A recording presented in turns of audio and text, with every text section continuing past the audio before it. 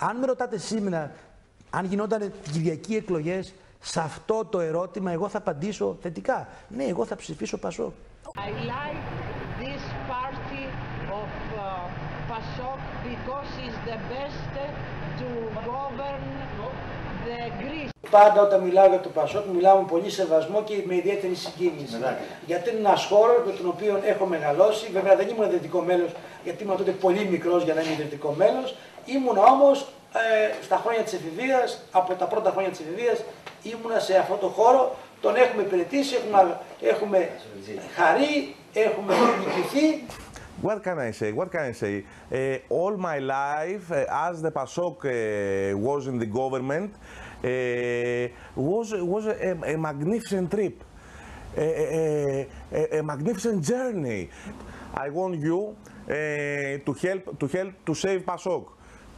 Please to save PASOK. Για πέστε μου, όταν στις εκλογές έχω στηριχτεί από συγκεκριμένα άτομα που έχω ισχυρούς δεσμούς φιλίας και συνεργασίας για δεκαετίες και κάποια στιγμή υπάρχει μια υποψηφιότητα με ένα ψηφοδέλτιο του Πασόκ. Εγώ μπορώ να κάνω τίποτα άλλο παρά να στηρίξω, να ψηφίσω αυτή την υποψηφιότητα. Και αυτό θα κάνω. Αυτά κάνει. Ενώ εμείς μας λες στις εκλογές να βοηθήσετε τον αγώνα, πάμε, λέμε πού θες να διορίσουμε το παιδί σου, άλλος να πάρει ένα δάνειο, να βολευτεί ο κόσμος. Μπράβο σας κύριε Πάνο. Εγώ είμαι Πασόκ, εξακολουθώ να έχω άριστες σχέσεις με το Πασόκ. Υπάρχουν κάποιες μεμονωμένες φωνές, οι οποίες όμως δεν θα καταφέρουν τίποτα να κάνουν. Αυτό το έργο το έχει ξαναζήσει ο Δήμαρχος, το έχει ξαναζήσει πολλά χρόνια. Ξέρετε, στο Πασόκ, εγώ είμαι στην πόλη της Κορίνθου, γιατί κάποιοι έφυγαν από αυτή τη ζωή, είμαι ίσως από τους πιο παλιούς πλέον, έτσι. Κάμια 15αριά βρήκα μέσα από αυτούς που σήμερα είναι στελέχοι ή απλά μέλη. Οι υπόλοιποι με έχουν βρει. Άρα λοιπόν μην προσπαθούν με μεθόδους παλιωμοδίτικες να πλήξουν τον Δήμαρχο. Ο Δήμαρχος είναι πιο μάγκας σε κάτι τέτοια.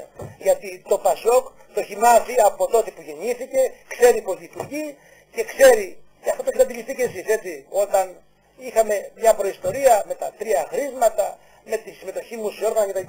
Θα τον μεθύσουμε τον ήλιο, σίγουρα ναι. Ναι, εγώ θα ψηφίσω Πασόκ.